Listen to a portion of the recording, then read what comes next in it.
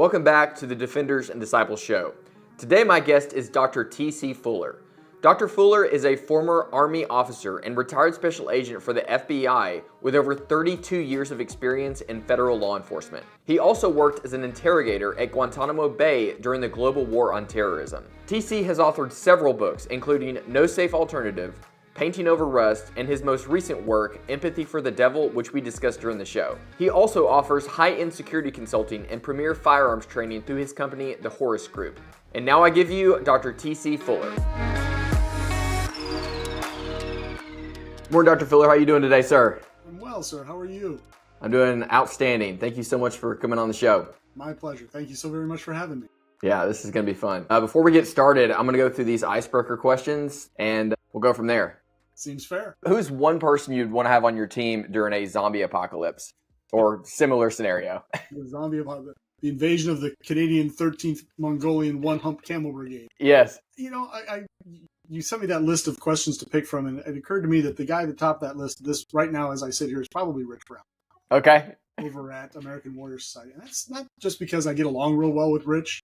And if you got to be stuck with somebody in a zombie apocalypse, it better be somebody that you get along with. Yeah.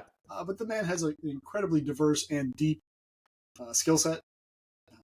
He's very well read, so his mastery of a wide variety of things is shocking.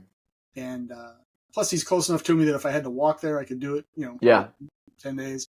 And so right now, I think he's certainly the top of my list. Well, I think that's who Mike Seeklander picked. So whoever gets there first. At least, yeah. That's cool. What about if you could master one skill overnight? What would that be? Yeah, that's a really interesting question. I really like that question. And I had to think on it.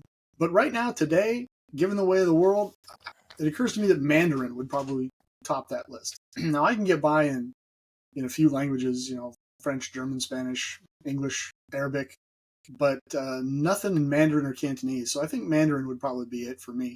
Just because of the arc I see the world kind of heading in the next 20 years. Be a handy skill to have. It's interesting. Yeah. It's seeming like that. Seems like that is becoming more and more relevant, and as sad as that sounds, but yeah. 10 years ago, my eldest daughter in college was taking Mandarin classes, and I thought, man, that's an odd thing to take. Of all the languages that I thought would be much more useful in the moment, Spanish certainly topped the list. French, if you're going to travel as she does. But she went with Mandarin, and I have to say, 10 years on, I'm like, smart move, kid. Well done. Well played. Is she fluent? I don't know that she's fluent. Obviously, I don't have any means to gauge that. Mm-hmm. And I don't know how well she's kept up with it. But she has a master's degree in linguistic anthropology, I believe is what it is. So she's got a thing about languages. Wow. But I honestly can't tell you if she's fluent or not. I mean, she could count to 10 in Mandarin in front of me, and I'd think she was having reading Confucius. Yeah. That's awesome. What about the most unusual or interesting job you've ever had? Yeah, that's a good one.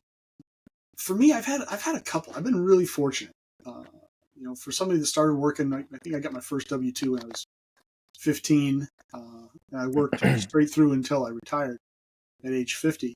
I've had a lot of really interesting jobs. Some of them really, really bad, like pretty much any adult, right? You've all just had the lousy job experience. And some of them really great. But for interesting, I would have to say the most interesting's probably happened while I was in the FBI. Okay. And although being a bomb disposal commander in the Sinai Desert was pretty interesting, it had its moment. But in the FBI, I was in the Office of Congressional Affairs up on Capitol Hill. So I was a fly on a wall in a lot of high-powered meetings between high-powered people that you've heard of. Wow. I certainly had nothing creative to add to those conversations. I was the guy who fetched the spoon for the guy who was fetching the coffee, kind of thing. But that was very interesting, just to be in the room when some of those conversations were being had. Some of the things that are discussed in skiffs in the Senate and the House, when they're talking about some of the intelligence missions that the FBI had pulled off, and I'm sitting there listening to it, and it's obviously stuff that I've tried very hard to forget and will never discuss anywhere ever. But you kind of sit there and you have these moments where you're like, we did that? Man, that's really cool. How do we pull that off? So that was kind of interesting. And then I was an interrogator in Guantanamo Bay, and to a certain extent in Afghanistan as well. And that was interesting. That really put me at the pointy end of the spear in the early days of the global war on terror. And depending on how you define interesting, it was certainly interesting in my rubric. So I found it very fascinating stuff. Speaking of those like congressional hearings and stuff, or congressional committees, and without obviously violating OPSEC or any sort of documents, NDAs you signed, when you're sitting in those meetings, I know that like some of this stuff is like, oh my gosh, we did that. Like it's like the actual information is amazing. But in terms of like how the meetings are held, is it basically? I would imagine that it's basically just like any other corporate meeting where there's not this. People seem to apply this mystery to the way government does things behind closed doors, and it's just like any other corporation. It's just like any other business meeting. Can you speak to that at all? Yeah, sure. The truth of the matter is, as crazy as you think the people on Capitol Hill are, they're much worse in person. They're far, far worse in person. I mean, you pick your favorite or least favorite member of Congress, and I can promise you that what you see on TV is a sliver of who that person is.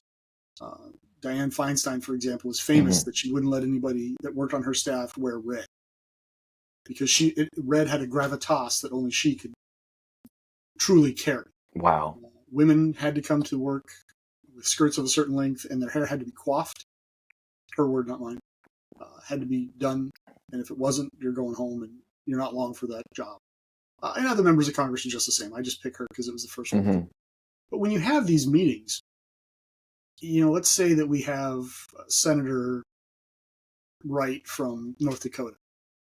Well, Senator Wright doesn't just show up by himself, right? He brings his army of toadies with him. And so when you'll have a big congressional meeting, some of them are open and some of them are closed.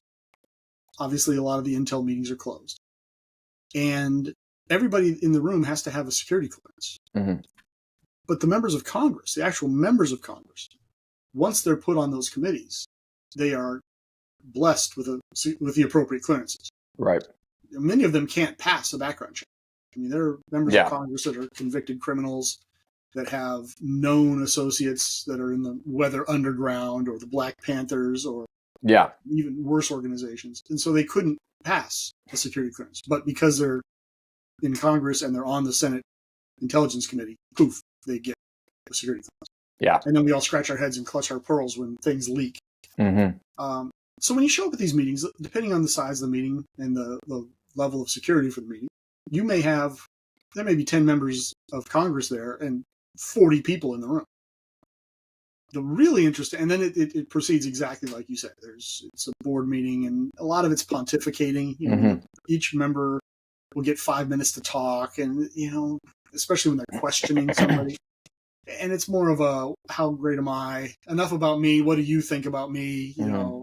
They're looking for a soundbite that they can use in their re-election campaign. Or, the FBI is a member of the executive branch. Obviously, Congress is legislative branch.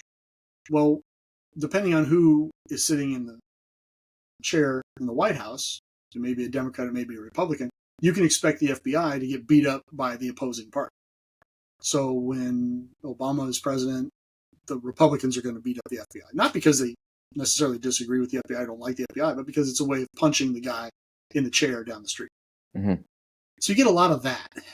That can really interfere with any kind of meaningful, meeting outcomes. And then as the level of security rises, the level of sensitivity rises, the fewer and fewer people are in the room. And so once it's set by standard, maybe even law, I don't know, but by policy. Every so long a time, the Bureau and the other various intelligence agencies will go up there by themselves, and they will sit with the chair of the Intelligence Committee, the Senate Intelligence Committee, and then they'll also do it for the House. And they'll sit with the ranking member. Now, the ranking member is simply defined as the highest ranking person on the committee from the party that is not in power. Okay, so let's say the Democrats are running the Senate. The chair of the Senate Intelligence Committee will be a Democrat. the ranking member on that committee will be a Republican. So you Okay. get the top 2 people in the room, and that's it. No staff, nobody else, and you're in a very small skiff. And that's when you really show them the crown jewels. You'll show them the top 3 to 5 intelligence operations that are ongoing, and that's so that you comply with the laws surrounding congressional oversight. So once you've told a member of Congress in that environment, you've, in essence, notified Congress. You fulfilled your mandate to maintain congressional oversight on your activities. Mm-hmm. And those meetings were really interesting because it's very, very minimal number of people in the room, very, very small skiff. My first apartment was bigger than some of these skiffs, just tiny, tiny little closets. And you have to tell them what's going on. And with any luck, they don't tell anybody else. Yeah, I was going to ask you about that. Since they don't have a security clearance, what is stopping them from sharing that? If you have someone that just decides that I feel like the public needs to know about this. And I think that's part of the congressional mandate. It's an excellent question. They will tell you that, well, you'll hear this a lot. The American public needs to know. I'm like, buddy, you haven't met a member of the American public in 30 years. Mm-hmm. When was the last time you rolled into a 7-Eleven at 8 o'clock at night and gassed up and got yourself a hot dog and a Monster? Mm-hmm. Yeah, it happens. So don't tell me about the American public. However, the phrase is still used. And they do. I don't want to say they don't have a security clearance. They have one. It's just granted by fiat, by virtue of the fact. Oh, yeah. I mean, they didn't have to go through the typical process that we had to go through. Precisely. They could never pass the background checks that we've been through. Mm-hmm. But they have one. Now, there are laws about holding on to classified information. You're not supposed to tell anybody. But as we all know, there are rules and there are rules, right? Or keep it in your bathroom, on a server in your bathroom. Yeah, you should not do that. Unless you're just too old and enfeebled for us to process. Like, what a great defense. I've never heard of that anywhere else. Don't think I'm not going to use it when I'm 90. Yeah. But what will get you and I in trouble won't necessarily get a congressman in trouble. And it's unfair, and it flies right in the face of we are a nation of laws. Mm-hmm. But it is also reality. Mm-hmm. So, I mean, I've had occasions where we briefed classified information on the Hill, and half an hour later I was in my office and I had a little TV on my desk, like we all did. And I'm watching one of the congressmen who was in that meeting brief CNN live from Capitol Hill on the essence of what we just told him. I'm like, that was a classified briefing. How's he getting? I'm looking at my boss going, what? And he's like, really? You think we're going to be able to arrest that guy? I'm like, we could try. Nope. Shut up, sit down, go back to work. Yeah. So I saw that happen. What can I tell you? I don't like it. It offends me philosophically. It offends me professionally. But I'm also, I was 10 years ago. I'm not losing any sleep over it now because it happened before I got there. It's continuing to happen. Mm-hmm. And I could stress myself into an early grave over it. Or I could not. Let's talk about that in your career. So you were in the Army as an officer, correct? And then what led you to go into the FBI? Or if you want to talk about your EOD career as well, and then what led you into the FBI career? If you ever find yourself in a situation where you have to use deadly force to defend yourself or to defend someone else, then you're going to want a good legal team defending you after the fact. And that's why I trust attorneys on retainer. And if you want to see how AOR compares to those other CCW insurance providers, then scan this QR code or check out my affiliate link in the description. They have individual and family plans so that you will be legally protected should you ever need to protect your life or someone else's life. And don't forget to use promo code DAD to save $25 on your initial sign up. I came in the Army at a time where the Clinton drawdown was getting ready to happen and did happen. My year groups the year groups around mine got chopped pretty heavily as the military was drawing down. The Army came up with a plan whereby they would let you do combat arms. If you volunteered for it, you could do combat arms, which is infantry, armor, aviation. I don't know, 2 others, engineers and something else.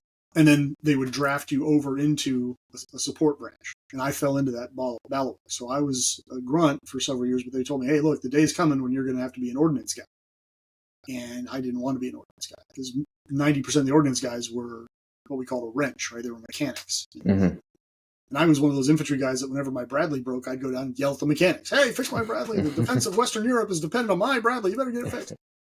Well, I didn't want to be on the other end of that pointy finger, right? And I had no interest in doing that. And honestly, if I was going to do maintenance, I'm glad there are people that do it. But if I was going to do that, I'll just go work for Walmart and make twice the money and far fewer mortar shells. Right. So the time came when they said, okay, it's time to go. And so I put in a packet to apply for Special Forces Assessment and Selection. It would be a Green Beret. And I put in for Explosive Ordnance Disposal packet at the same time. And EOD turnaround was much faster. They said, yep, come on to school. And I said, cool, I'm gone. And I jumped into the EOD world and took off down that way. And that was great. There was some really great people to work with.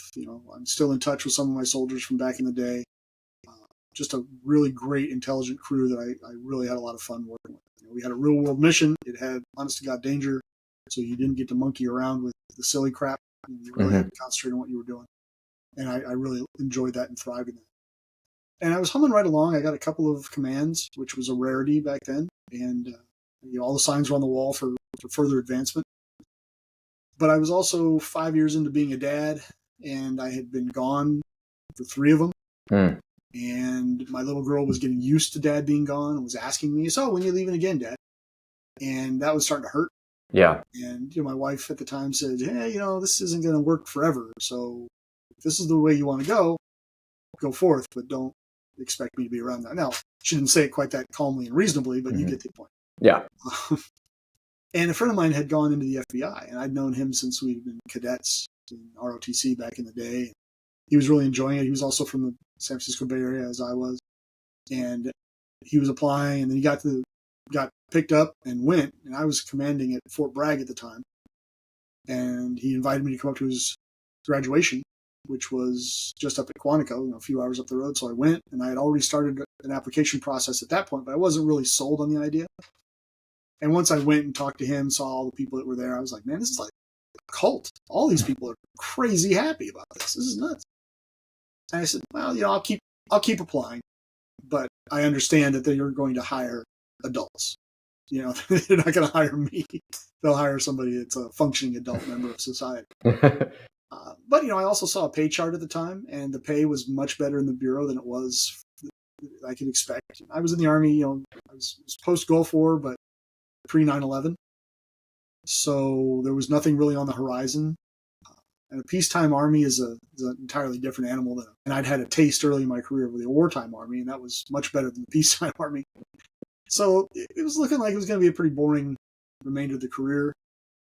And the FBI offered better pay, home, watch my daughter grow up, and be in the States. I'd done a lot of time in the Middle East already. And so I applied, and I honestly didn't expect to get hired, but I did. So I was like, well, now what? So then I really had to sit down and have some soul-searching conversations with my wife and figure out, okay, am I going to fish or cut bait? What's going to happen here? And I decided on the FBI. So I left the Army while I was still having a good time. I'm a big believer in leaving the party while you're having fun. And jumped in the FBI, said, hey, I'd love to go to San Francisco, San Diego, Sacramento, Los Angeles, Portland, Seattle. You see the pattern. And the day came, they said, hey, how do you feel about Vermont? I was like, yes, sir. Roger out. Vermont it is. So up I went, and I'd spent a decade up there, about 30 miles from the Canadian border. Wow. What was your first assignment or field office? What did you do? The first field office was the Albany Division, and I went to the Burlington Resident Agency, so the Burlington RA. And interesting thing about the Bureau is there's a lot of misinformation out there. A lot of people base their opinions on Hollywood. We all did. I did when I got in. The only FBI agents I'd ever seen before I applied had been, Ephraim Zimbalist Jr. Right? It's just I'd never seen an FBI agent. I didn't know what they were. So I got up there, and in the small office, there's only 6 agents in that office, plus a supervisor. The maxim was you catch them, you clean them. So whatever came through the door, if it happened to land on you, it was your case. And that might be a bank robbery.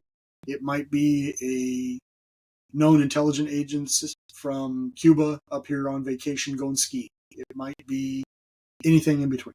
If you answered the phone, because we would get calls, in the bigger offices, you have a switchboard and there's sort of steps to getting to an agent. Whatever gets to you, and information can be vetted, the crazies can be filtered out. Right. So you'll tend to work specific violations. So go to New York City, there's a There's a Gambino crime family squad. And that's all they do is work the Gambino. There's a Medicaid fraud. There's in Los Angeles, you'll have a Crips squad that just works the Crips. You'll have, so that kind of thing. You have much more specialization opportunities. So it's a narrower field, but it's much deeper in depth. You don't have that in the RAs because you just don't have the personnel to do it. So in the 10 years I was up there, when I first got there, the boss asked me, what do you want to work? Well, I'm a brand new guy, and only professional experience I really had been in the Army. So to me, the only answer is, yes, sir, 3 bags full, whatever you want done, I'll do. But I did have enough sense to say, but I'd really prefer not to work crimes against children. Yeah. Because I find that very difficult, especially with a 5-year-old daughter. Yeah.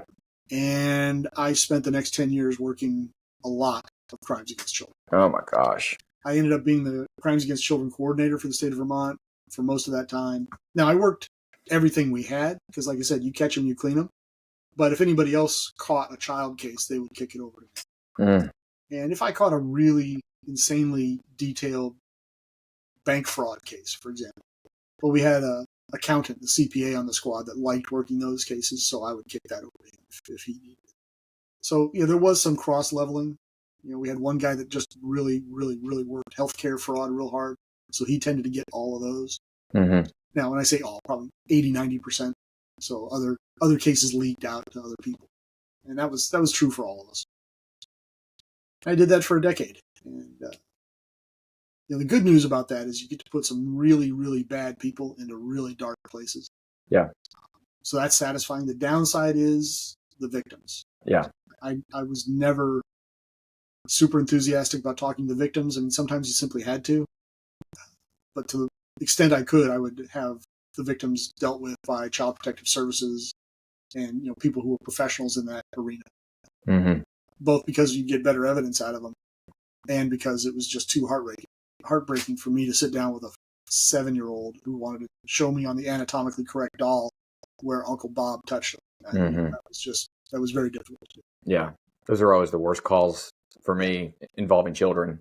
Yeah, anything involving kids, I mean, especially patrol officers deal with car accidents with kids. That would that would put me over the edge. That would put me absolutely over the edge.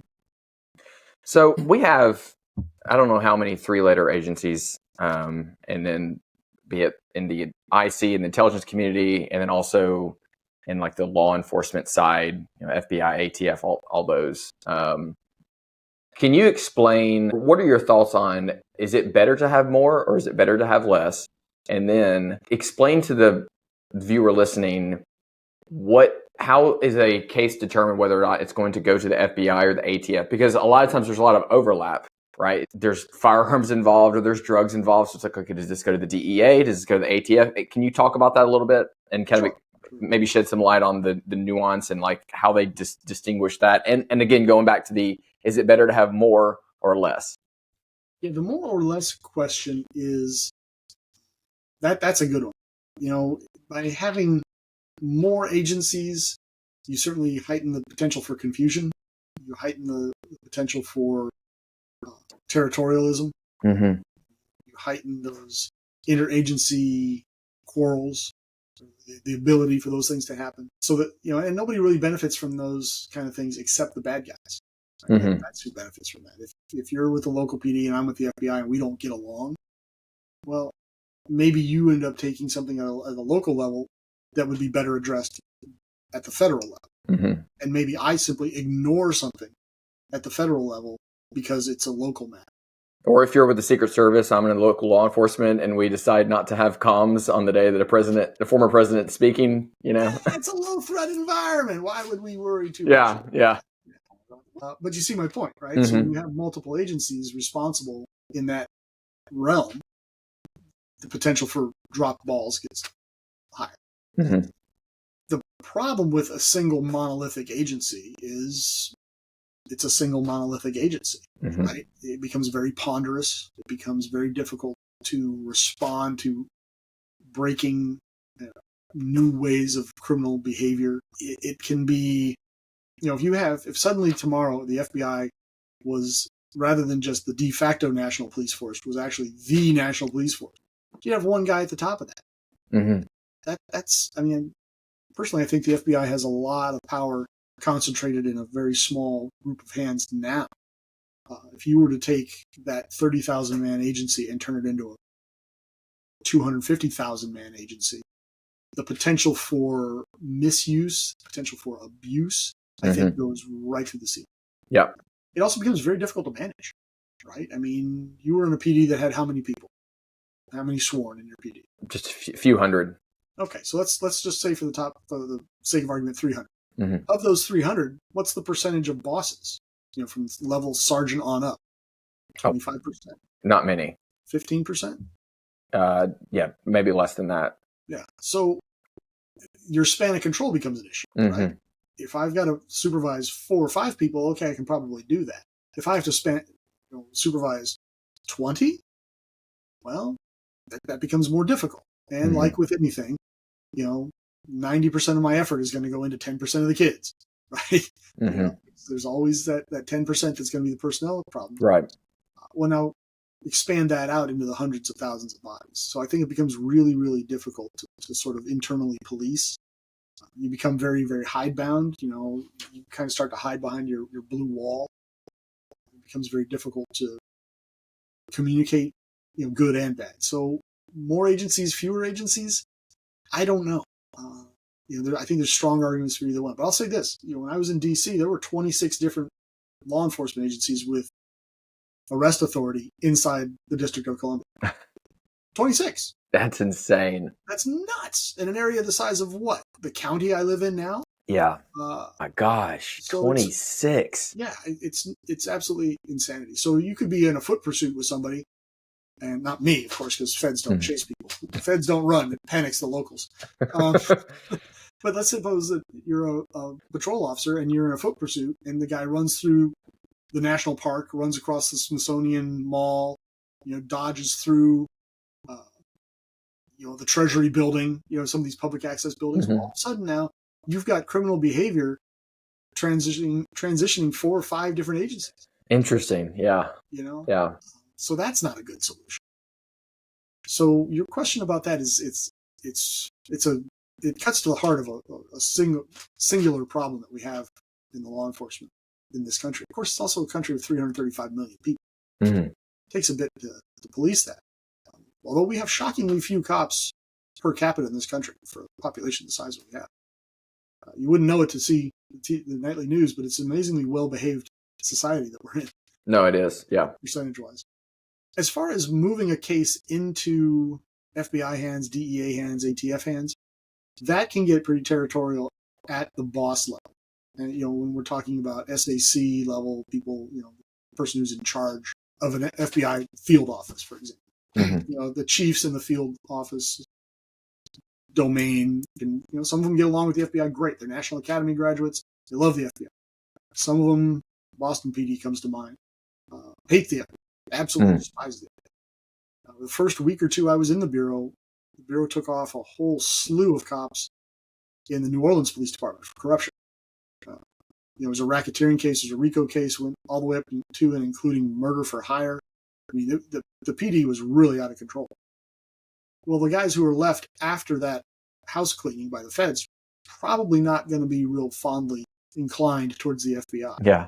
So if they get a guy with drugs and a gun and a phone number that comes back to Abu Hassan, maybe they're going to give it to the DEA, right? Because that patrol officer is going to give it to a detective. The detective is going to look at that and go, yeah, not my problem. But I'm not going to call those FBI guys because they just hooked up my partner last week in prison, so screw them. I'm going to call DEA or I'm going to call ATF. And, depending on the relationships at that point is whether or not ATF or DEA kicks it over. Now, as soon as they figure out Abu Hassan is in there, a lot of them will kick it over the Bureau because the Bureau, it's very clear, has primacy of place on terrorist cases. And a lot of people just don't want to be monkeying around with terrorism cases. Because if they go sideways, there's a lot of blame that comes down with them. And if my experience was if people could kick a terrorism case, they would kick the terrorism case to us. But that's terrorism, right? Terrorism is pretty clear cut. Now let's take the Abu Hassan phone number out of it, and let's suppose that we've got drugs, guns, and criminal activity. It's a street gang.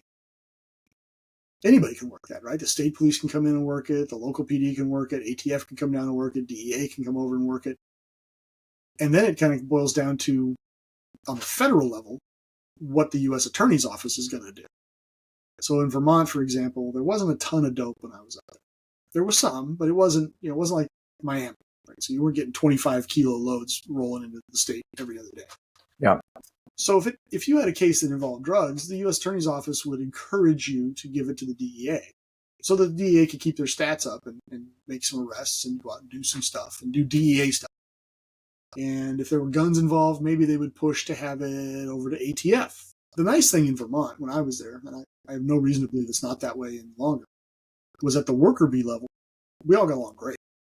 You watch TV and you'd think that we're all ready to have a knife fight in a phone booth every time we get together. But nothing could have been further from the truth for us when I was there. And I'm not saying that was because of me. I'm just saying that as a measure of time span, 10 years I was up there. So it was not uncommon in the summertime for a phone call to go out and say, hey, we're doing surveillance down on Church Street, which is this walk plots, if you will. Yeah. And it had a bunch of little outdoor restaurants and cafes. It says, hey, we're going to do surveillance at Taylor Sandwich Shop at 12 o'clock. Cool. We'll see you there. And there might be 10 people from 6 different agencies having lunch together. Because we all knew each other. We were all there for the long term. We'd worked cases together. We'd gone out and done stuff together. So that was great. And it was not uncommon for DEA to pick up the phone, for example, and say, hey, we've got to hit 6 different locations at once. We don't have enough bodies. Can you guys kick a couple bodies over? Sure thing, no problem. Now, I don't know if they still do that because liability lawyers get involved. Like, oh, you were doing a DEA case and you shot that guy. Now what are we going to do? So, I don't know if that's still the case, but it was great at the time because we just didn't fight. It was not uncommon for us to have conversations before we ever went to the U.S. Attorney's Office and say, hey, do you want to work this? Or we'll work it.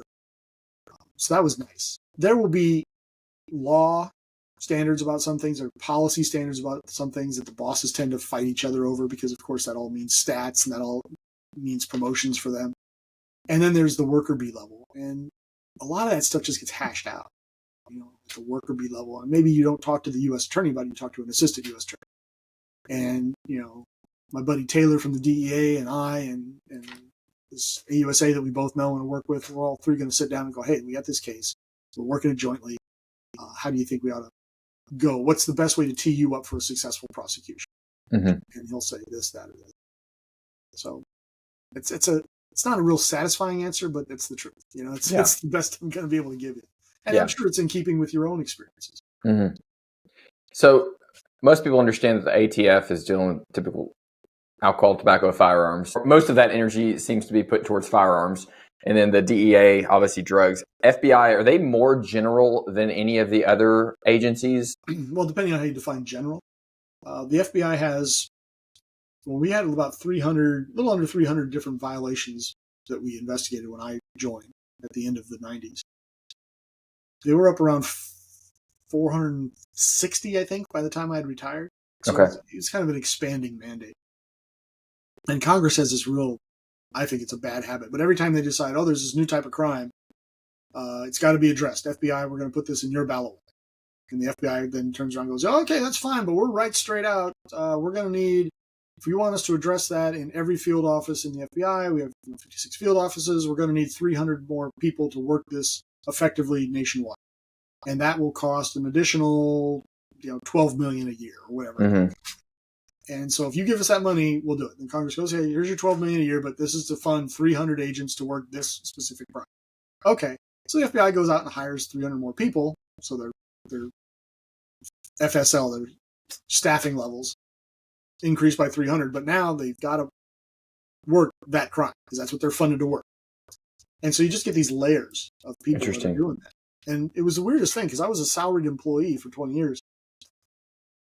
But I still had to keep track of my billable hours, if you will. So if I worked... Yeah, I remember doing that. And I was like, this is so strange. I didn't do this in the Marines. I'm like, what am I, an attorney? Okay, I put 20% of my day today on this bank robbery case. And so I had to, write, 91. All right, now I'm working 50% of my case a day on this. And you had to do this every single day. For 20 years, I did that. It wasn't the end of the world. It was just a pain. But that way you can justify to Congress, the bodies that you're working, the man hours that you're working. Because they calculate it all up and they figure out, okay, you've overspent this much on this violation, you've underspent on this violation, fix that. And then Congress, the director of the FBI, and then the various SACs all have their priorities. And the FBI's priorities these days are mostly on counterintelligence and counterterrorism. And let's face it, 9/11 happened, and it was, I think we can all agree it was an intelligence failure on multiple agencies' parts, but you just can't let it happen again, right? I mean, if it happens again, all kinds of bad things are going to happen.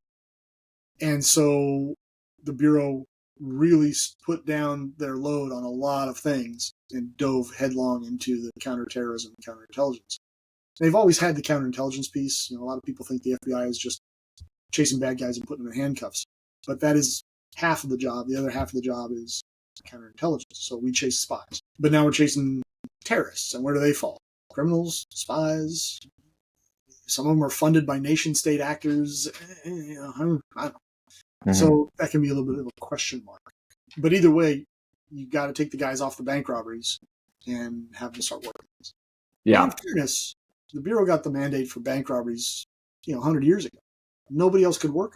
Nobody else, the local sheriff in Patuxent County, couldn't go across the state line. Right? So you used to have the criminals that all of a sudden, with the advent of the automobile, could run across state lines easily. And in effect, outrun the law. As soon as it was ollie oxen free, as soon as they got across the state line. So the Bureau came in and started working bank robberies. Well, now that's not the case, right? Now, if somebody commits a bank robbery in your town, you can chase them to the ends of the earth. Across the state line, so what? I can make a phone call. I know how to do that. Those systems are in place. That education for the law enforcement officers are in place. Everybody is used to working with each other. Nobody's going, well, that was my cousin that robbed that bank down there, and therefore he's in my state now. I'm not going to chase it. Yeah. That dog doesn't hunt anymore. So do you really need the feds to work that? Maybe not.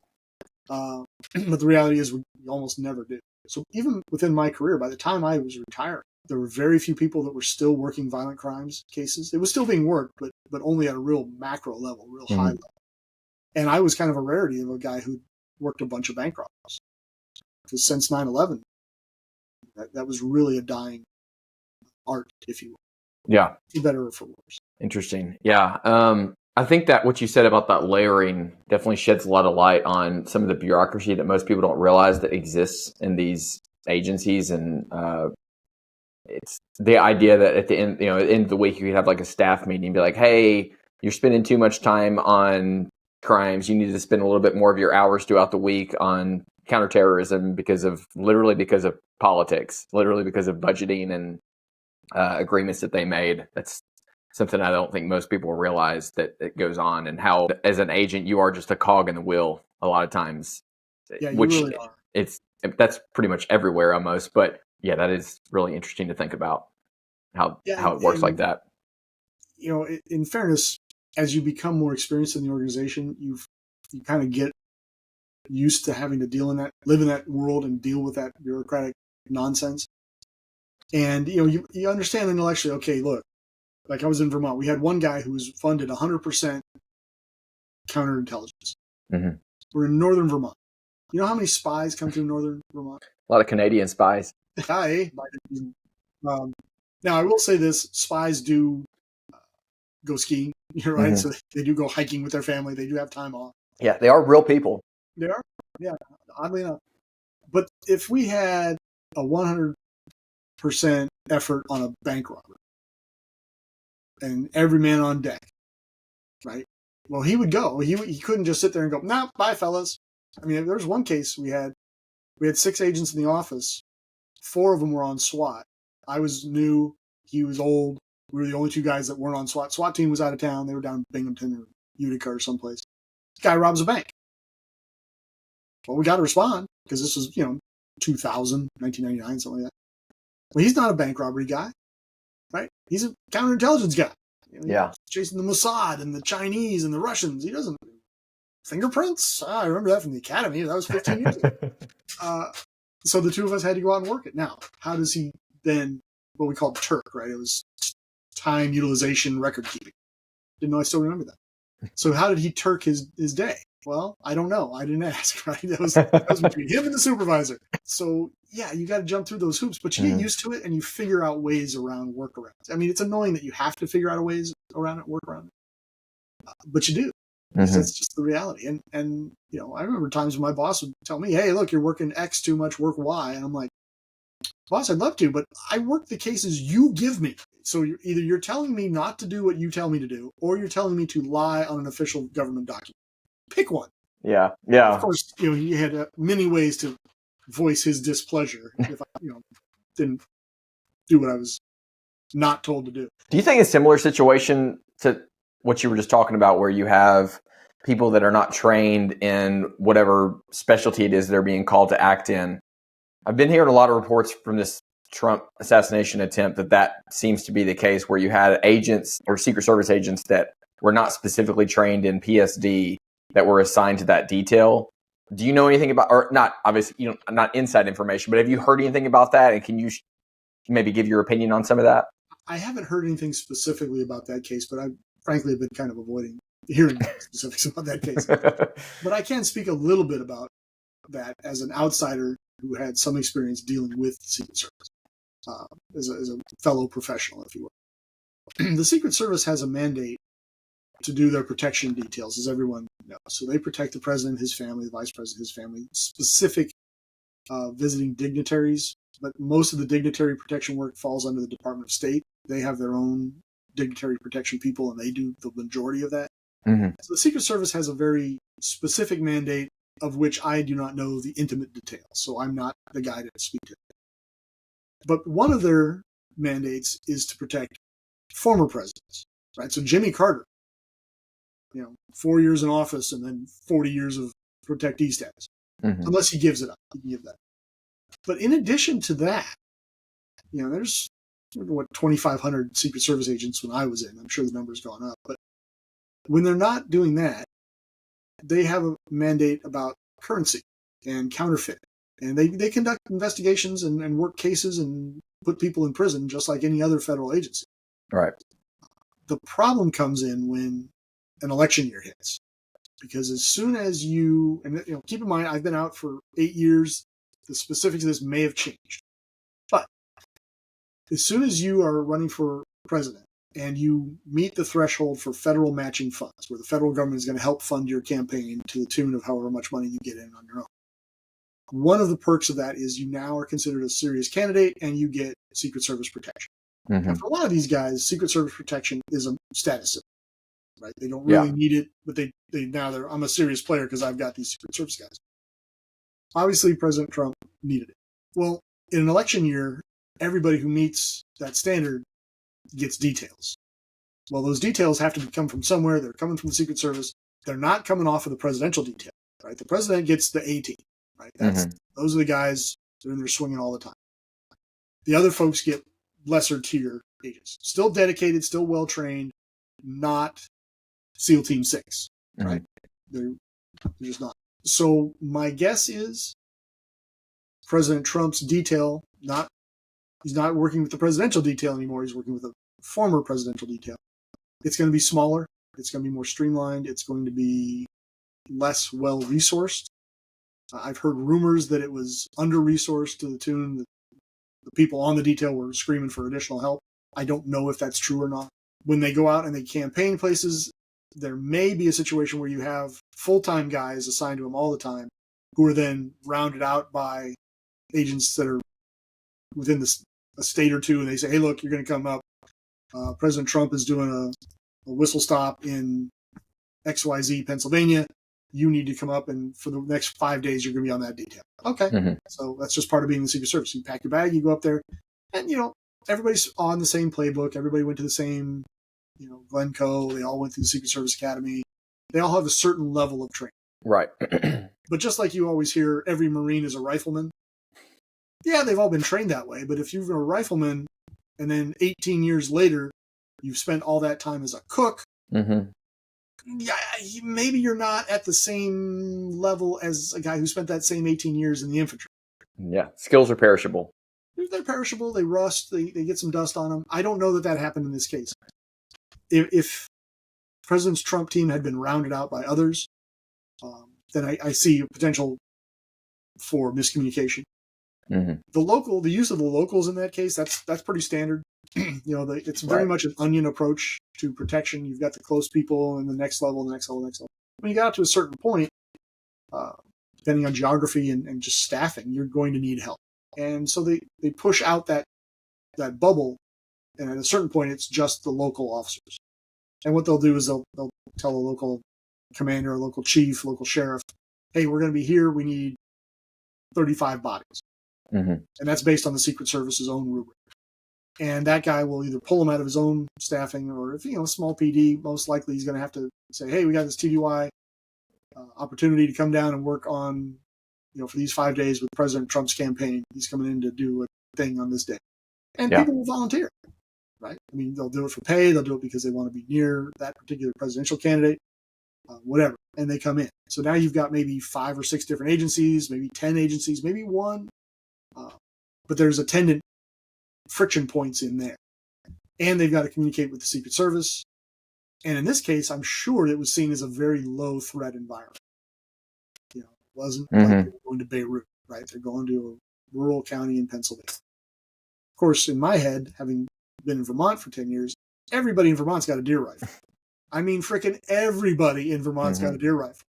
They could have a Dukakis sticker on the back of their car, and they're still got a deer rifle. Okay, so you roll into rural Pennsylvania, you can assume everybody's got a rifle, but there's a lot of points of friction there, and especially if you're not looking at it as a high threat environment, it's real easy. And I'm not saying it happened here, but it's real easy to get complacent.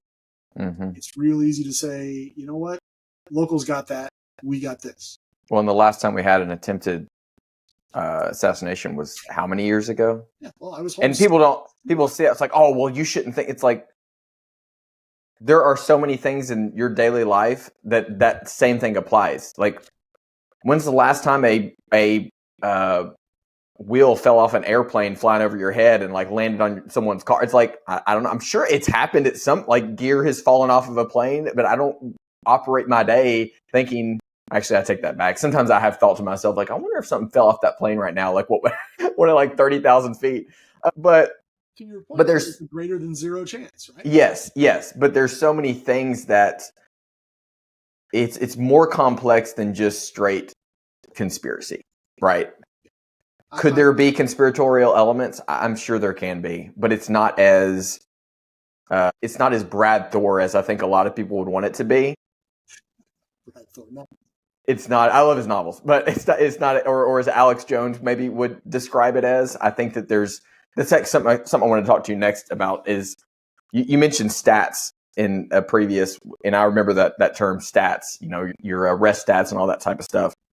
And just like any other job, right? Just like being in sales or marketing or whatever, you have certain metrics of success, and those metrics of success determine whether or not you're going to get promoted to the next level. And in law enforcement, those metrics of success typically are arrests. They typically are cases putting bad people away. And it's just natural. It's just how it is, right? That's how we measure ourselves in the competence hierarchy in law enforcement, just like any other industry. But in this case in particular, this, again, I don't have all the details on this. I've kind of been listening to it just to stay abreast of it as I can. But I heard some reports that they had already known about this person and possibly had been in contact with this person. And again, this is getting in. I'm not trying to get into the conspiracy level things. I'm just trying to say how I could see this happening in a way that's not necessarily nefarious. And the way is this idea where, correct me if I'm wrong, but there's cases where you'll be in contact with someone who's a known criminal element or a known criminal, and they will, for lack of a better term, like not grooming necessarily. I think that's the word that's being thrown around, but you will contact that person, particularly like child crimes, right? They'll email this person back and forth and get them to say things that they can then use to prosecute them later on. And my thought is, okay, if you combine this idea of the stats motive, which is We want to get arrested. Particularly these types of arrests, right? That would be a massive arrest to be able to arrest someone who was planning to assassinate a former president.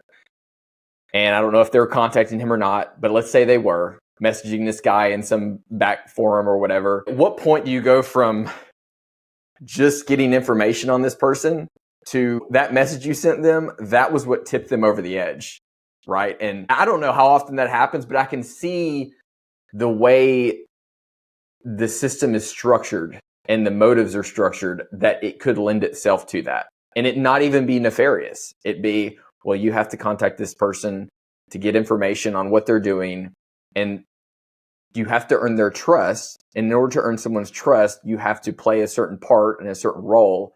And that role could be someone who agrees with them and who is to some extent encouraging them. Now, I know we can't do necessarily entrapment, but what are your thoughts on some of that? I know that was kind of a mix of different things, but I can't buy into these. First of all, I know how dysfunctional government is. And so they're extremely dysfunctional in the sense of trying to do things the right way, which also means that they're probably going to be just as dysfunctional doing some conspiracy. The number of people involved are just, it's not going to work. So I attribute most of it to unintentional consequences.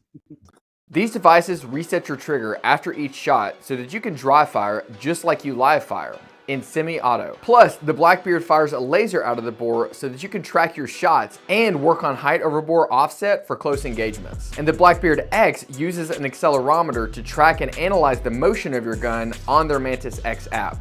Even the United States Marine Corps saw the training value in the Blackbeard X and began to utilize these devices in basic training. So now Marine Corps marksmanship coaches can analyze recruit shooting performance using the Blackbeard in order to make them better shooters. So stop wasting time with traditional dry fire, order yourself a Blackbeard or Blackbeard X today, and start training to a higher standard.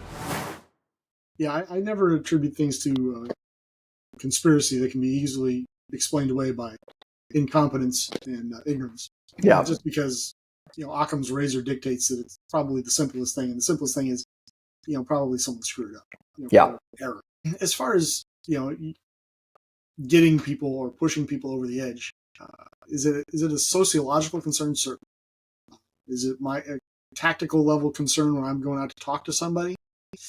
Only in as much as I don't want them to shoot me. Mm-hmm. And I say that because if you got to talk to somebody, you got to talk to somebody. Mm-hmm. If you have solid reasons to talk to them, then you got to talk to them. And if that's what pushes their button, then I'm not going to say that that's my fault. Mm-hmm. I'm going to say that, you ever see the movie Grosse Pointe Blank a long time ago? It came out about... It's about a hitman played by John Cusack. But one of the things he says, look, if I show up on your door, chances are really good you did something to bring me. And that's absolutely true with the FBI. We just don't have the time or the personnel. I mean, we had, 12,000 agents in that organization when I was in. We didn't have the time to spy on every American and go after and gin up some criminal activity. And from being a cop, you don't have to you don't have to, go fishing. You just got to kill the fish that jump in the boat. Mm-hmm. Those are the ones that are going in the bag because people just are relentless about screwing up. So when it comes time to talk to a guy, and you see this a lot, this has happened an awful lot, where it comes out after the fact, somebody pops their cork and they shoot a presidential candidate. They go hands-on with a gymnastics team in the Midwest. Mm-hmm. They shoot up a school. And then it comes to light, hey, the FBI, they were on the FBI's radar. I've heard that phrase so many times. The FBI knew about this guy. Okay. Well, that may technically be true. But what ends up happening, and you know this, a lot of people you talk to, they're nefarious in some way, shape, or form. Maybe they've got a criminal history, maybe they don't. Does that mean you get to arrest them right now because you got a gut feeling? No. They still have constitutional rights. Right. That pesky Constitution gets in the way sometimes, darn it. And thank God it does, right? Because it keeps a lot of people that shouldn't be in jail out of jail. But does that mean that, hey, we've got some questions? Well, that's what an investigation is, right? Hey, you put this up on social media, and in this society that we're in now, this time that we're in now, we got to come out and talk to you. We got to find out, try to get a sense of what's going on in your head. Are you going to hurt somebody? If you say yes, well, that's one conversation. Yeah. But of course, typically when two guys dressed like me show up at your house and say, hi, I'm with the Federal Bureau of Investigation. Can I talk to you a little bit? All of a sudden the shit just got real, right? You're like, Lord, Yeah, like, we noticed that you posted this thing on social media that said you wanted to shoot up your school. Can you explain that? Oh, I was just talking. There's nothing. Okay. Well, look, at that point, you haven't broken a law, right? And I've come out and talked to you, and what did you say? I wasn't going to do it. I was just talking. I don't have a gun. I don't even like guns. Okay. Can I arrest you? No. Mm-mm. Next week, can you get a gun and go shoot up your school? Yeah. Then can we arrest you? Sure. And then it comes out when you're being interviewed by the local police officer that you really like because he's a really nice fella. Yeah, I talked to the FBI 2 weeks ago.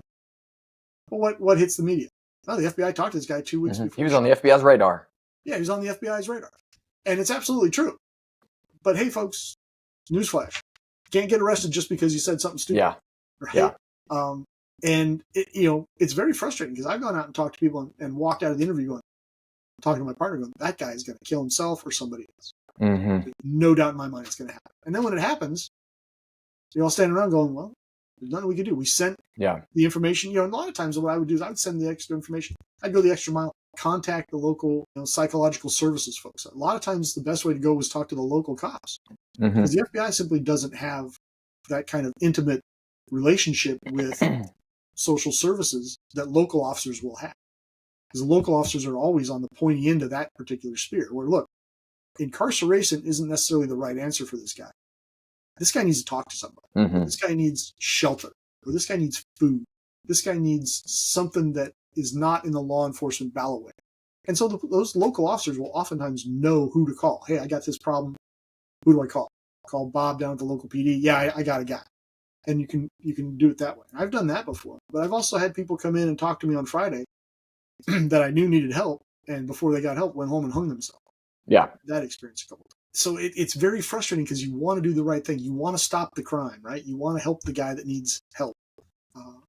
But sometimes you just can't. It just doesn't happen. And then, of course, what happens later is it comes out in the media. You got to deal with it that way. Yeah. That makes a lot of sense. And I get that. Like, obviously going to the house, investigating the person, you got your clipboard, you're identifying yourself as law enforcement. My question was more related to, and I don't know the extent of how this is used, but the posing as someone else, like either online in an online forum and those types of formats. Sure. I just wondered if, hey, we have this person and it's like, oh, we know this person is probably going to do something. Let's get them, earn their trust and get them to say something or admit to something because they think we're one of their ilk and they will admit to this if we get. I've just wondered if that level of earning trust can push someone over the edge. Well, and I can't speak to other people's motivations, obviously. Yeah. People, they do. I mean, how many times did you see in law enforcement career after the fact you're looking at the guy going, "What the hell were you thinking?" Yeah. Right? You're just like, what? Yeah. And I don't like to say that we get them to do things or we get them to say things, right? So an online undercover operation, no different than an in-person undercover operation. You can't go to a guy and say, sell me some dope.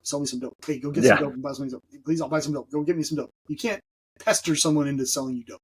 Mm-hmm. But if somebody walks up to you and says, hey, you want to buy a key? And you go, okay. And they show up with a kilo and you arrest them, that they were predisposed to that criminal activity and you just gave it a place to go.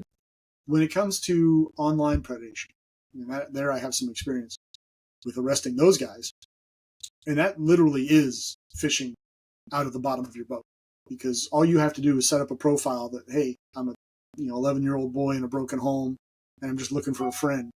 And if you're in the right chat room, I've seen it, I've done it, I've watched it happen, where you just start getting DMs or IMs, ping, ping, ping, ping, ping, ping, ping, and you open 30 cases in 10 minutes. It's insanity. And these guys are sending pictures of themselves. And the one nice thing about working those crimes, and I'm sure you had similar experiences. When you're working a dope crime and a doper says, I'm going to show up 6 o'clock, your place, with a kilo of cocaine. Have the cash. Okay. He's calling you at 8 o'clock. Yeah, I got delayed. My old lady's car broke down. And it's not going to be a whole key. It's going to be an 8-ball. I had some problems, my splier. And what does he do? He shows up at midnight with a dime bag of oregano, right? Guys, and it tends to be guys that are focused on children. If you tell them, hey, I get off the school bus at 3:15 and I'm a latchkey kid, so I'll be in my house at 3:20 by myself, they'll be sitting in the parking lot across the street from your bus stop at 3:05 with a bag of what we can collectively call evidence of their intent, and they're hopping from foot to foot, right? I mean, it's literally arrest by appointment with those guys. Oh my gosh. So when you're working those kind of undercovers, you don't really have to say anything to get them to trust you. You just have to listen to them talk, and just talk like a little kid. That's literally all you have to do, and then you'll just be able to document the grooming process. Because, little kids, if you put yourself in the mindset of a little kid, they simply don't have the experience. They just don't have the life experience. They're just as motivated to do crazy shit as the rest of us. But they don't have the depth of knowledge and intelligence based on that experience that an adult does. You walk into a bar at 2 a.m, last call, you walk up to a good-looking woman and say, hey, you are the most beautiful, intelligent woman I've ever seen in my life. I could just stand here and listen to you for hours. You know exactly what you're trying to accomplish. She knows exactly what you're trying to accomplish, right? Because you're both adults and you have the life experience to put that conversation into that context of where you are and what's going on, to understand what's happening here. And she's making all kinds of decisions as to how she's going to respond to that conversation based on her intended outcome, right? And so are you. Well, when you take that same conversation and you put it into the hands of a child and an adult, it's Little League T-ball versus, the New York Yankees. It's not the same thing. So when I'm talking as a kid, I don't have to have great intellectual leaps of innuendo or anything else. I just have to let it happen. And so there's really not a whole lot of making them do something. When it comes to adult conversations about terrorism or more generalized criminal conspiracy, I think that's where your question really can be more intelligently applied, right? Because that's a place where there's an expected to and fro amongst adults.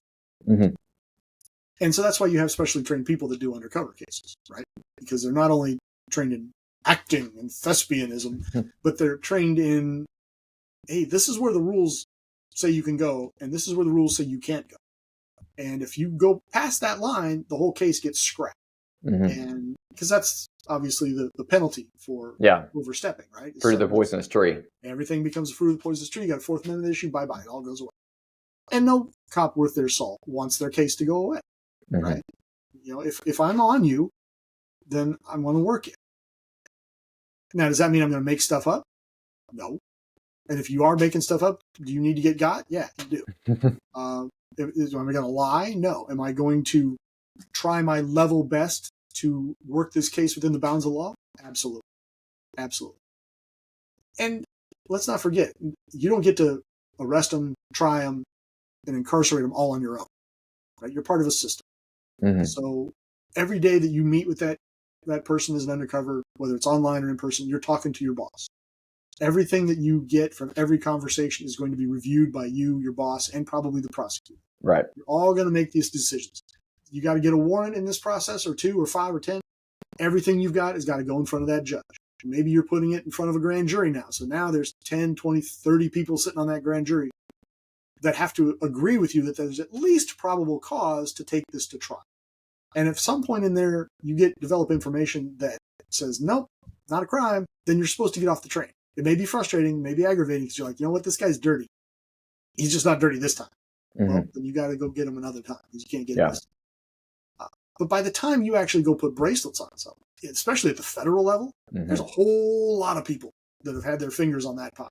A whole lot of checks and balances. And you haven't even convicted him yet, right? You just arrested him. I think that's why you have so many appellate court cases that come out of local officers. It's not because they're bad officers, they're bad at their job. It's because they're making these decisions in the moment with incomplete information based on their best understanding of the law. And it's looked at by 30 other people, including people who are motivated to make sure you're wrong. The arrest is made based off of generally one perspective as opposed to the number of perspectives at the federal level. So getting people to say things I don't use that phrase. I say, look, I'm going to talk and you're going to say what you're going to say.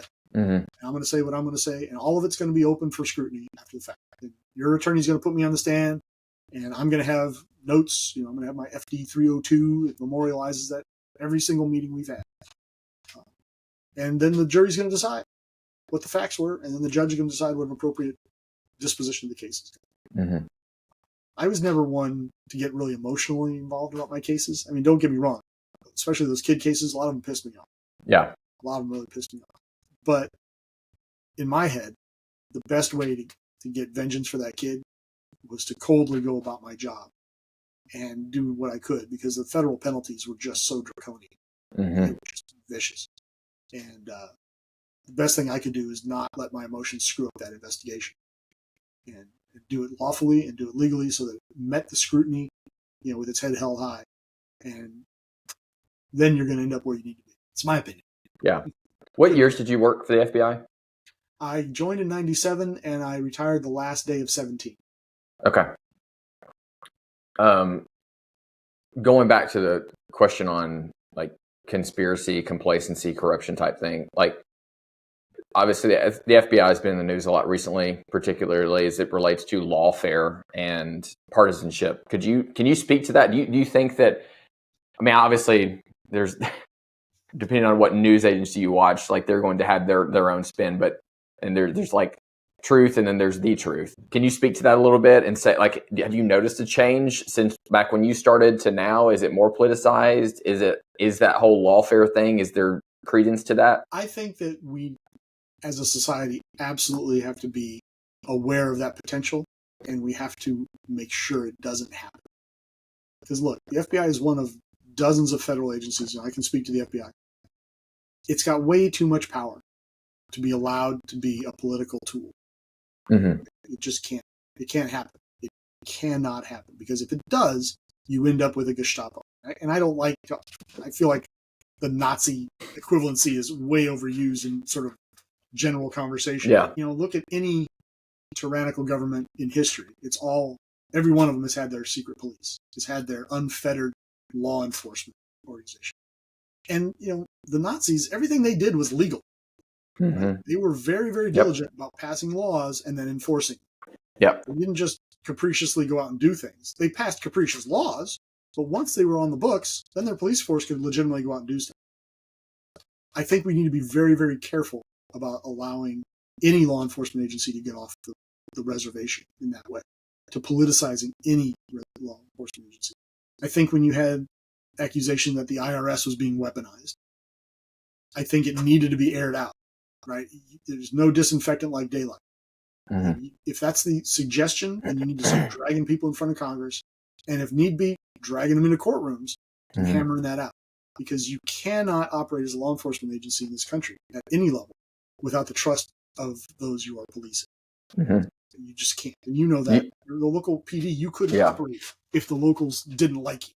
Right. They wouldn't talk to you, right? Because the TV shows don't show it very well, but you and I both know that the lifeblood of any law enforcement agency is the public and the communication with the public.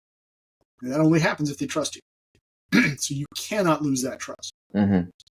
So the fact that you're asking about lawfare, which, as I understand the term, and let's make sure we're both talking about the same thing here, is the weaponization of legal entities to extract, personal vendettas or political. It seems to be political vendettas. Yeah, particularly double standards with prosecuting people of certain political affiliations and not others that are not maybe the exact same crime, but ones that typically would be prosecuted at the same level. Right. And I think you have a perception problem. Whether it's true or not is important. But ignoring the perception is critically erroneous. Mm-hmm. You can't ignore that. And when you do things like send a search warrant team to the home of a former president to serve a warrant and search for documents, you need to be very circumspect about that. And it cracked me up when the White House and the Attorney General kind of shrugged and went, "What? They went out there? We had no idea they were going out there." I'm like, buddy, come on. Yeah. Come on. I can't investigate a local mayor as a police officer or as an FBI agent. If I'm going to search... You can't even pull them over without that going all the way to the top. Right. He rolled a stop sign, and tell me your chief didn't know about it that afternoon.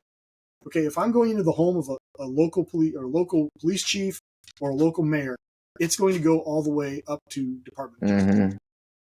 It just is. Period. I'm not speculating. That's what's Yeah. going to happen. Yeah. I've had cases on public corruption targets who were political figures at the state level, and it went to the attorney general's minions. Probably by lunch if it was in the morning. Yeah. So, I'm not saying the attorney general weighed in on that particular case. What I am saying is, if that's happening to the mayor of Winooski, Vermont, or some crazy thing like that, you kind of try and tell me that anybody anywhere is going to serve a precedent-setting warrant on a former president of the United States and not tell his boss, you're high as a kite. Mm-hmm. That would have been, as soon as that came across my desk, it would have gone right to my boss. It would have gone to his boss. It would have been on the SAC's office. I'd have been in there talking to the SAC within 20 minutes if he was in the building. And he'd be on the phone to Main Justice that moments later. Period. Mm-hmm. Period. Yeah. So to do that on one president and then turn around, within 6 months and do it on a sitting president? Holy crap. And then they come up with the idea that, we're going to prosecute this guy and we're not going to prosecute that guy. Look, you may very well have good reasons for doing it. Right? I'm not intimately involved in the cases. I have opinions about that, and I struggle to kind of rationalize that. But okay, I'm going to grant you that you have a good reason for it. Yeah. But if you don't address the perception issue there, you're wrong. Okay, because there is absolutely a perception issue there. Hands down, period. And then when you come up with we're not going to prosecute this guy because he's too old and decrepit. He's the sitting president. He's too old and decrepit to defend himself in court, but he's not too old and decrepit to make a decision about launching nuclear missiles on Moscow? Oh, gosh. Come on. I mean, and so look, again, you may have good reasons for that. I don't see it. Yeah. So make me aware. Educate me. Spend some time educating the public. Because if you don't, what that ends up doing is it undermines faith in the entire system. Yeah. Including faith in the law enforcement agency that's at the center of all of this. And you can't have that in this country. No. It's not the country we're in. Not the country I want to live in. Not the country you want to live in. Yeah. Well, that's so important, what you said about the perception problem, more so than the lawfare element, but also with what we saw in COVID. Because regardless of what position you have on COVID, it cannot be denied that the trust in institutions, particularly health institutions, is absolutely demolished now. It is. And even if, like what you just said, even if you had good reason to, or they had good reason to say certain things, to overinflate numbers or underinflate numbers, or whatever the case may be, again, it doesn't matter. We can't deny that the distrust has been at an all-time high. And the problem I see with that is, okay, what's going to happen if we have an actual serious, and again, this is, some people will say, well, COVID was like the worst thing. Okay. What if we have something that's like Ebola or bubonic plague level, and all of a sudden they come out and you see them talking about it? Half of the country is going to say, or maybe even more, is going to say, yeah, okay, we've seen this before. And what type of problem is that going to create where now people don't trust you? And so it's going to be a delay in response or delay in people taking it seriously. And how many people are going to die because last time you wanted to do whatever you wanted to do and now people don't trust you anymore? And so, yeah, that's and on both sides too, right? It's I don't like the idea of just completely wholesale saying the whole thing is corrupt. I think that the whole thing is full of people, and people are people. And there's obviously people, I think, at the top that maybe make certain decisions that the ones at the lower levels get thrown into the same category as those. But yeah, the lack of trust we have right now is a massive, massive problem. And like I said, it's perception, whether or not it's true. It doesn't matter. What matters is that the perception is there. And people don't seem to be paying attention to perception management. No. They really don't. And No. Look, our society, at least in my lifetime, is at a low point in terms of trust of the government. But I look at people have been throwing rocks at the government since Watergate. Mm-hmm. We've been talking about reasons not to trust the government for 50 years. Trust in our media, all-time low, right? I mean, think about your own. I don't know the first thing about where you get your media information, but my guess is, like so many other people, you're either picking the propaganda you want to hear, left or right, or you're listening to people from overseas. You're going to multiple different media sources to try and suss out the truth, or at least the truth that's being published. I just listen to MSNBC all day long. That's all I listen to. If you couldn't tell, yeah. Don't I just seem like someone?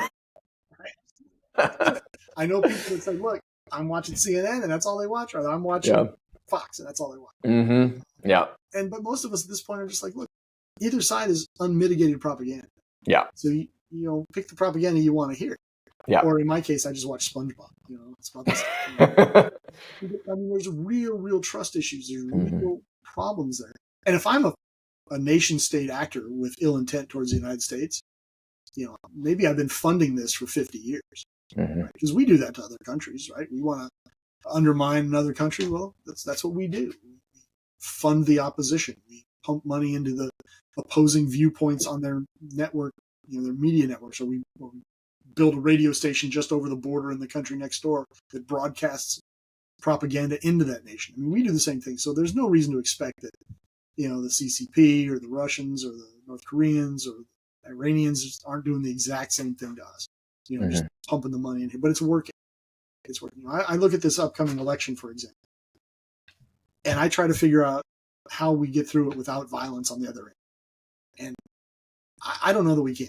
Because as we saw the last time around, when the left lost, they took to the streets for months on it. I mean, you had entire sections of Seattle that were taken over. The police just couldn't go there, including when there was a murder. They just basically threw the body out of their little compound and just gave it up. Portland burned forever. And then we saw the right starting to get on board. Right, the right started to respond, which, as you said earlier, people are people. Right? They're going to respond. And if law enforcement isn't going to stop my town from burning, then me and my homies down the street are going to stop my town from burning. And you're going to see things like January 6th. You can call it whatever you want to call it, but the fact is a bunch of right-leaning folk got together and did illegal stuff. They shouldn't. So I look at this next election and I go, okay, let's say candidate A wins. Candidate B supporters are going to take to the streets. I don't see how some of them don't get violent. I don't see how we're not going to start seeing these idiots in the roadways again, blocking the highways, and we're not going to see sections of town. Not my president, whether the sign is in red ink or blue ink is kind of immaterial to me if I'm stuck in the riot. Yeah.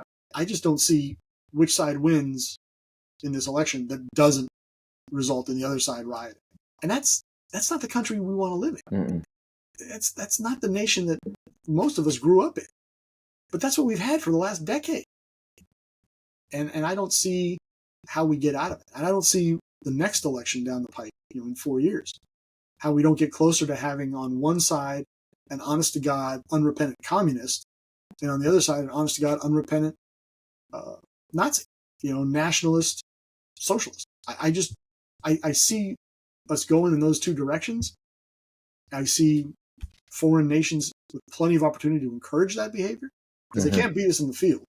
And nobody's going to take on the U.S. military and win. Nobody on the planet is going to do that. So how do you beat the U.S.? Well, there's other ways. From within. Really, this one's effective. Yeah. I don't know what the solution is. Buy more rain barrels, freeze-dried food, more 22 ammo. I don't know. Because none of us want to live that way. Yeah. The vast majority of us don't.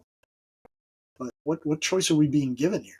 These two major parties continue to put up further and further fringe elements. They keep applying their efforts to appease the fringe elements of their electorate, of their party, leaving a lot of us in the middle behind. Where does that end up? No place good, that's for sure. No. Yeah, I think of it like a domestic, particularly with the violence. Domestics usually continue to get worse and worse and worse and worse, absent some intervention that takes place. The first call is just a little shoving, the next call, some hitting, and then eventually it could get up to murder. And I kind of see the same thing with both sides and the way they fight. And whenever one's not unhappy, the type of retaliation or type of outcry that they had just seems to get worse and worse and worse every year in this election cycle. Like you said, either way, I don't see how it doesn't get really, really bad. And it drives me bonkers because these politicians make these decisions not based on what's best for the country. They used to hide it behind that veil. Oh, we're making decisions best of our perception, best for the country, or what our constituents want. But they're making decisions based on what's best for them. How do I keep this job? Buddy, it's just a job. I mean, it may be a cool job. It's just a job. You were looking for work when you found this job. Find another one. You're somebody who's transitioned professions. It's not the end of the world. Is it tough? Yeah. But my God, are you willing to burn the nation down so you can keep your job, so you can motivate your constituents to donate an extra $10? Because that's what they're trying to do. They want to get reelected, and that means money. So I need money. How do I get money? How do I motivate my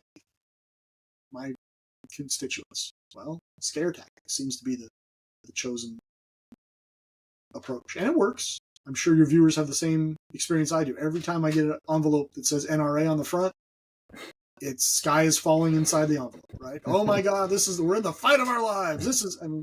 We could all write that letter from memory. Yeah. This election matters. Oh my God, we need your money. We need your support. Yeah. And that's what both sides are doing. And it works. Right? It absolutely works. The problem is it's burning up the place in the process. I mean, just having a polite conversation about a political topic is increasingly difficult, especially if you're talking to somebody who doesn't agree with you. Right.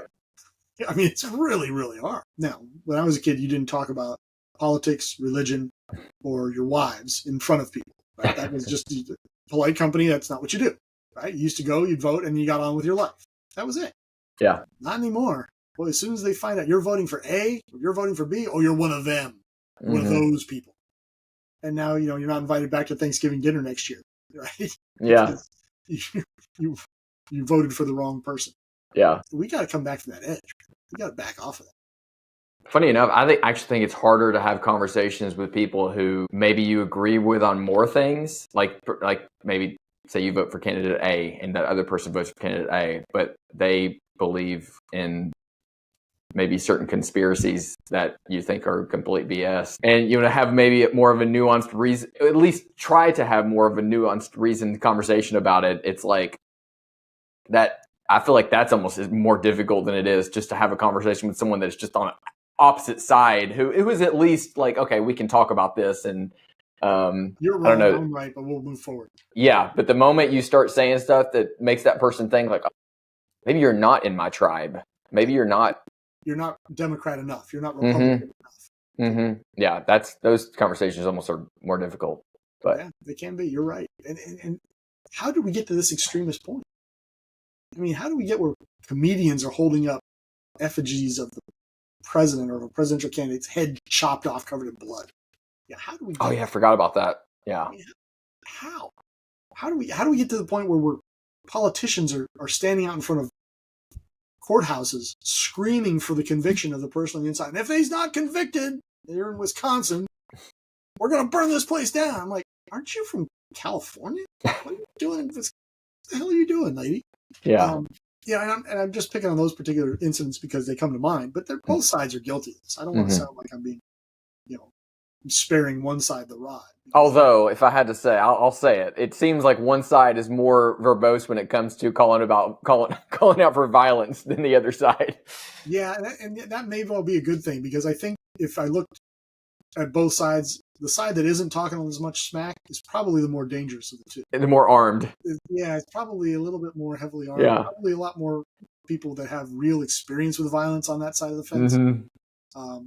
So when that side of the fence really starts talking about violence, it's time to start digging holes in sandbags. Yeah, I definitely disagree in the actions that took place on January 6th. However, I will say that if it was a true attempt to take over, they didn't seem to bring the things that would have given them the advantage. And so it kind of lends itself to like, was this really, or were they just acting stupid? And right back to, is it conspiracy or is it dumb? Yeah. Well, because I got to admit, if I was going to an insurrection, I probably wouldn't just take a hat and a camera. Right. I'd probably have other tools at my disposal. Yeah. That's just me. What do I know? Well, speaking of what do you know, let's talk about that book behind you, Empathy for the Devil. That's your recent book, right? Yeah, it's right there. There it is, yeah. I don't know why I'm doing that. I got a whole case of them on the floor right here. There we go. Aha! Empathy for the Devil. Yeah, that's it. Available in fine Amazon near you. Sure. What would you like to hear about Empathy for the Devil?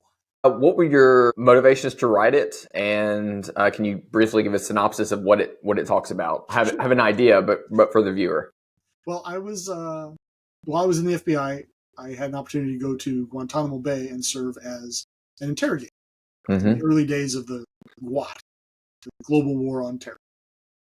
So in 2003, I went down and spent my summer vacation in Cuba. So I was down there for a few months, and in that time, I interrogated, I want to say somewhere between 45 and 60 honest-to-God, real-world terrorists. And so I wrote a book about it. And what motivated me to write the book, honestly, was the thought that my experience wasn't unique. It was fairly rare. There were other agents that were down there, but I think it needed to be recorded in some level. Now, am I the best person to do that? Probably not. But am I the only person that's doing it from the FBI perspective so far? I hope others that were down there write books as well. That'd be great. Because I think in 100 years, I hope they're still talking about what we did in Guantanamo Bay, because I really think that that's important for the U.S. because the next time this comes up, and there will be a next time, they need to make their decisions based on the information they have. At the time, it was a whole new thing, right? Nobody had ever experienced what we'd experienced. Nobody had to sort of deal with it. And so a lot of stuff was made up on the fly, and responses to immediate input. And like any adult will know that sometimes that works out great and sometimes it doesn't. But you have that experience, so let's record the experience. So I started looking for books about Guantanamo Bay by people who'd been there, and they were almost all written by people who'd been locked up in Guantanamo. And they all had a very common level of experience and response to sort of the Guantanamo Bay experience. And they had a lot of things to say that were from their perspective, and I get that. I read one from a guard and a translator who'd been down there, a military guy who translated for one of the languages, who also had kind of an agenda. But nobody had written from the perspective of someone who's actually sitting in the chair talking to the terrorists and talking to those accused of terrorism, because some of them weren't terrorists at all. And so I thought, well, let's get that written down. Now, the limiting factor, of course, is a lot of those conversations, a lot of the individuals by name, it's all classified. So I can't write it. I can't say, I talked to Abu Taylor. That just can't happen. And this is what he said, and this is what I said. None of that. But what I can tell you is things like, if there was torture going on, I didn't see it. Okay? A lot of the interrogators down there, I would say the majority of the interrogators down there were FBI. Now, were there other people from other agencies? Yes, there were. But the lion's share of that load was being carried by the FBI. And so I think that lends a commonality of experience between me and a lot of other people.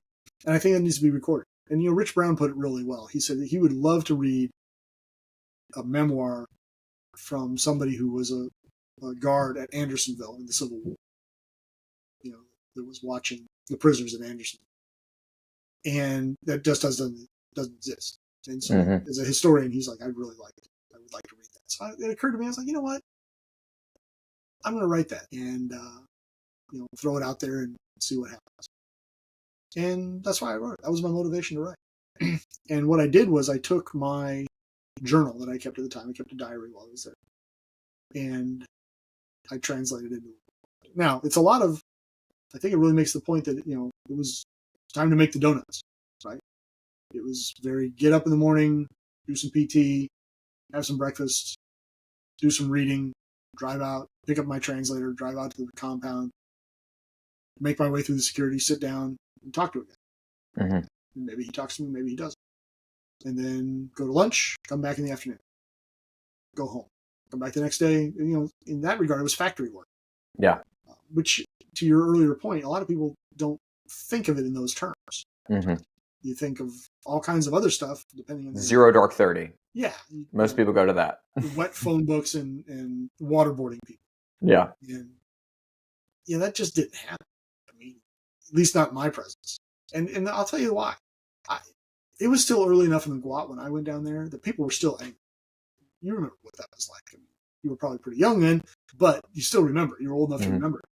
And before I went, friends of mine were telling me, "Hey, when you get down there, give them, get some of them for me and get some payback." I'm like, "Yeah, payback." I'm like, well, that's a cute conversation, but again, you can't do that if you want this guy to go to prison for the rest of his life. Right. And the truth of the matter is, torture, it works in the short term. When you start pulling my fingernails out, I'm going to tell you whatever I think you want to hear that gets you to stop pulling my fingernails. Now, maybe it's true, maybe it's not. But I'm just going to spew because I don't want my fingernails pulled out. People don't confess to their worst enemy. They confess to their best friend. Yeah, someone they build rapport with, or has built rapport with them. Right. And this, the same principles that apply on a traffic stop apply in Guantanamo Bay. You've got to establish a baseline. You've got to see where they're coming from. You've got to establish that rapport. You've got to see where the common grounds are. Where's the chink in the armor? Where can I find common ground with this guy that I can work from? What are his hot buttons? What are his motivations? It's the exact same thing that you do in any law enforcement job, because we thrive on making people talk to us and getting them to talk to us and then extracting statements against interest, right? I mean, how many times have you had people tell you, even on something as simple as a traffic stop, you've been drinking? Yeah, I've been drinking. Well, that's a stupid thing to say. I am more surprised by the number of times people have admitted to crimes and talked themselves into handcuffs than, like, there were honestly times where I call it breaking character, where I told the person, like, you don't have to talk to me right now. And they still, I mean, at that point it's too late. I already had PC, but I'm just like, dude, what are you doing right now? Telling me this stuff. Yep. So yeah, it's pretty remarkable it was just having a friendly conversation, a very weird conversation by general standards because of the roles that we were playing in the moment. But I mean, it's just, it didn't involve hitting them in the ankles with your baton. Yeah, or the number of times I was driving someone to the jail and asking them if the AC was all right in the back and what they like to listen to on the radio. And because I haven't, I wasn't questioned about a crime. I hadn't Mirandized them, and they would just continue to talk about what they had done. And I'm just like, oh, okay, yeah, oh yeah, First guy I ever arrested for bank robbery. He opened his door, we stormed in, got him at gunpoint, and he just starts crying, pees his pants, and starts saying, I did it. We're like, settle down, buddy. Hands behind your back. I robbed the bank. I'm so sorry. Buddy, you got to shut up. We got to get this done here. We're still, sweeping the house, making sure. I did it. I robbed the bank on North Street at 5 o'clock this afternoon. I'm terribly sorry. I mean, I'm like, shut up. Sign the Miranda warning. I did it. I'm so terrible. But again, there's no torture involved. You just talk. And people are people. People are people. They're absolutely people. And, I got more information out of these guys by bringing them a cheeseburger from Burger King, or, a Pepsi, plastic cup, just, it was crazy because you just sit and talk to them and you treat them like human beings. They know they're, now some of them not going to talk. Some of them would sit there and say, look, if you unshackle me, I'm going to murder you. Okay, well, I guess I won't unshackle you then, will I? And they would tell me, look, if you ever let me off this island, I will kill Americans until Allah calls me home. All right, cool. Yes, we're not going to let you off the island.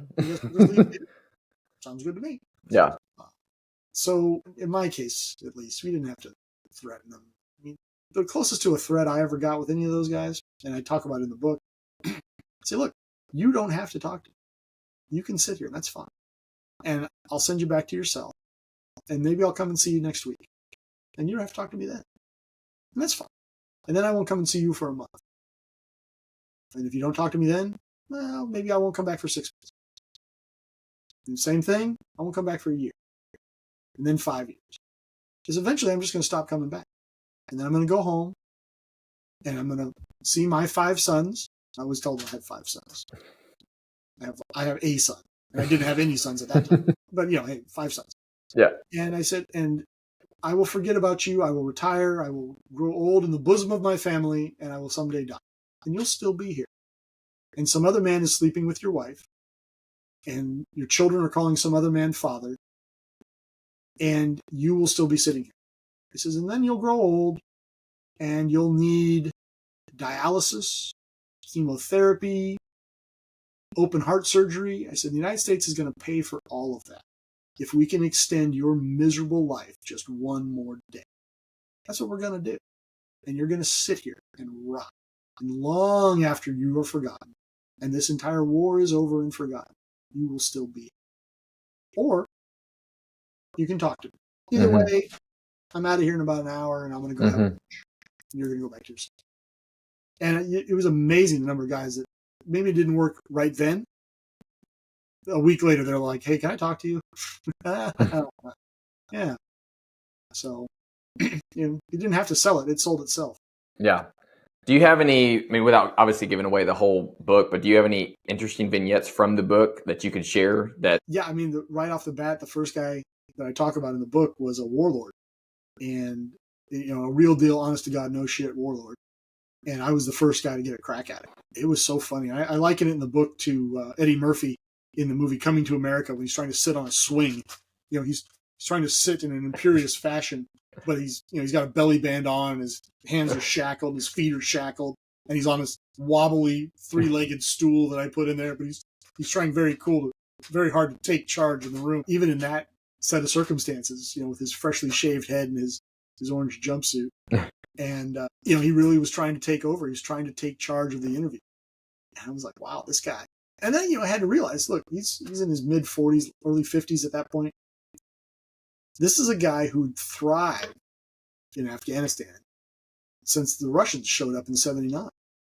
And for 25 years, this guy has not just lived in one of the most inhospitable war zones on the planet, but thrived, excelled, climbed to the top of his profession, right? So this guy's no joke. I mean, he's probably killed more people than polio, and has been fighting for 25 years, literally 25 years. He's been ruling villages and entire areas, in effect, a governor.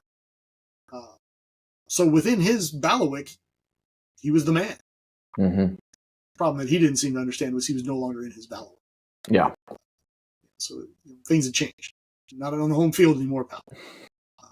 And it was very interesting how I manipulated him and worked with him. And it's in the book, how I gave him little favors and did little things for him in front of the other detainees. And he valued that. I mean, that's important to him. And what I realized, and maybe he did, maybe he didn't, was that if I give him something that he values, I can take that away from him. So if I'm in there, giving him some sort of props in front of his fellow detainees, he gets more face with them, right? He goes up in their estimation. Look, I have these infidels eating from the palm of my hand. I've only been here a week. But he doesn't realize that I can walk in there tomorrow and take all that shit away from him publicly. I can publicly humiliate him. Yeah. And he loses all his bragging rights. Right. And then all that face that he so desperately values vanished. Or you can maybe tell me where Abu Taylor is, so I can drop a bomb on his forehead. And that was a very satisfying piece of that mission as a general statement, was the information that I gleaned there. With modern technology, we would take that raw intelligence, turn it into finished intelligence, and have it in the hands of the warfighters that same day. It was over in Afghanistan. That quick. Wow. Hey, sat phones are wonderful things.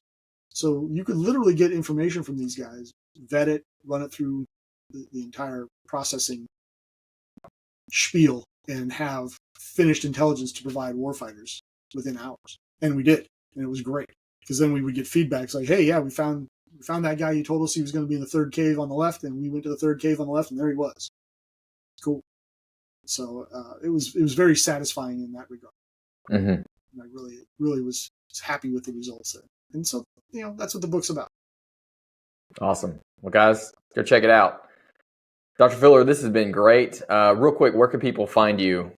Oh, easiest place to find me is tcfuller.com. That's the easiest place. It's I'm not very imaginative. I'll have the link in the description. There you go. I also have my consulting company is at the horusgroup.org, HORUS, or .net, pardon me, not .org. Horusgroup.net. I always mess that up. And of course, you can find the books, and there are currently 3 of them out there, all on Amazon, or you can find links to them on my website. And what kind of consulting do y'all provide? I run a consulting company. We do security consulting and Okay. high-end bespoke firearms training. Okay. So I prioritize privacy for my clients. I sign NDAs. I don't use their photos in any of my advertising. And I tend to gravitate towards high net worth individuals that pay a premium for privacy and for people that have the experience set that I bring to the table. Awesome. Go check it out. Absolutely. Check it out. Well, thank you again, sir. Guys, thank you so much for watching. And as always, train to a higher standard.